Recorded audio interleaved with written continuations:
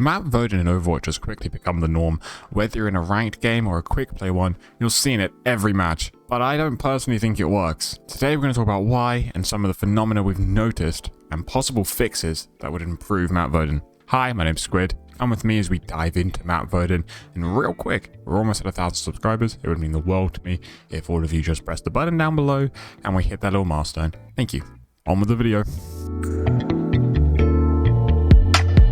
Okay, real quick, let me just show you how it works. I'll just visually put up some map voting gameplay, right? Just to, ease some confusion. The way it works is votes act more like they add more sides to a dice that are the same. So when you roll, there's just a higher chance it's likely to land on one map, not necessarily that it definitely will be that map. So you could still have that freak 1 in 10 chance where it lands on a map you never even wanted to play.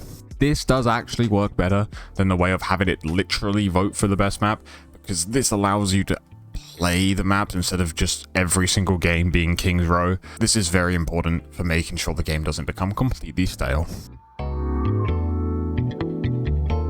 It's not too big of a deal, but matches do take longer to get into now with a map voting and a hero banning phase, and then you select your character and then you get into the game.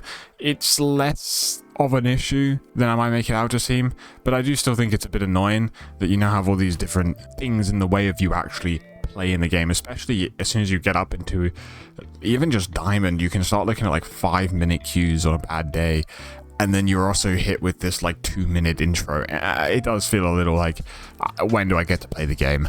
Also, as an avid push enjoyer, I haven't got to play that game mode in like forever. It's been ages since I played that game mode because people just never seem to want to vote it. Even if there's a bad option in front of them, they will still take that option instead of push. I don't get it. I just don't get it. I'd rather a random map than see a map I like on the voting cards and not get to play it. Like, I'd rather the game just randomly be like, oh, here, you're now playing Havana. And I'd be like, oh, darn, I hate this map. Instead of it landing on Havana, when next to it was Runasapi, an incredible map that I would love to have played. To me, map voting doesn't even fix any problem or add anything new to the game. Like, I know not everything's competitive, but it doesn't even really add a competitive layer like hero banning could. It really does just seem like it's just an additional feature that is just there. It doesn't even fix anything. I can't think of like, oh, I'm seeing the worst maps less. No, I'm not. I'm still playing Havana Circuit and Dorado constantly because people seem to want to play those instead of Flashpoint. Complete weirdos, by the way. Anyway, I do think it also shouldn't be in quick play. I'll get to that in a bit as well, but it probably shouldn't be in quick play. It just doesn't really seem for me to fit the vibe of quick play. And if it is going to be a quick play, it should show if it's a payload map, whether you're going to be attacking or defending, just because that can actually influence your vote because you don't swap sides on quick play. Anyway, here are some of the things and patterns I've noticed over it's been like a month or so of map voting. Lower ranks, like even like high-low ranks, so like we're talking like your diamond is still a high percentage of players, but it's still, metal rank. People love payload. They love payload maps. They love choke maps. They love to play on these stupidly, like, terribly designed maps. But if they have a payload, they'll vote them. I actually don't understand it. I think it's because they're just used to these maps. They're easier maps to play. They're more brain dead. It seems to happen constantly, which has meant there is actually a thing. If anyone plays in high diamond, so we're talking diamond 2, diamond 1, even Masters 5, like that region, you'll see this happen. Because I play there a lot. That's mostly where my rank sits, where it's actually the most split vote I think possible. You will have half the lobby voting the control map and half the lobby voting the escort map, because like you're getting a real mixture of people that think they'd rather play the choke, and you get a mixture of people that want to actually play the fun map, right? It's a weird mix that happens there. That's what I've noticed. Also, people would rather just play a shit map than play Flashpoint, a perfectly good game, especially with the reworks and all the changes they made to spawn points, the speed you get out, death timers. There's so much stuff they've done to improve Flashpoint, and yet people would rather vote Circuit and Havana. I don't get it. Also, maybe this isn't true, but I've seen it at least. A lot of the flankers and like flex DPS players much prefer those like controls and Flashpoint and push, where you actually get to move around and rotate more.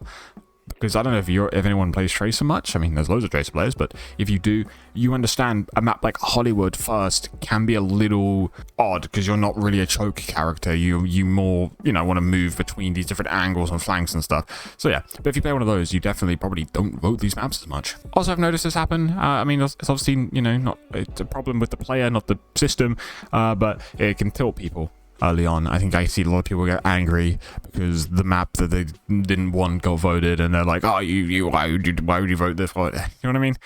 There's just a bit of toxicity there. I mean, that's, you know, don't hate the game, hate the player, whatever. Okay, and finally, some possible fixes. I think just remove it from quick play. I'm pretty sure it's in there right now just to get data, and I genuinely think that'll take it out next season.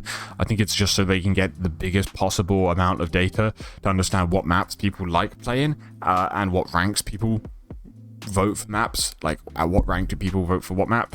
And again, like I said, if it's going to be in quick play, show if you're attacking or defending. So literally just have a little thing where it's like Nepal, Rialto, attack, and then Renasapi. Like, it should just look like that. I haven't seen anyone mention this, or maybe I'm just not paying enough attention, but I think there should be another option where it says vote random other map.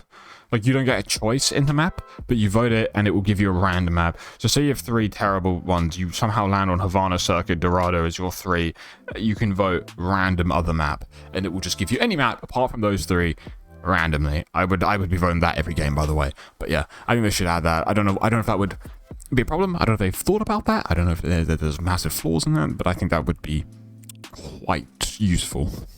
Also, I know they said this isn't a thing, but can they please stop putting maps in there that I've literally played 1 game ago? I actually had a game where I swear to God I played like Nepal 3 times in a row. Not that I hate that map, but I just wanted a bit more, you know, difference there. I don't know. But they said they did it, but I think I think because it puts 3 up and they need to find enough players without queue times being super long, it's just bound to happen. But still, it's not very fun. Thank you for watching. Let me know your thoughts on map voting in Overwatch and any weird behavior you've noticed.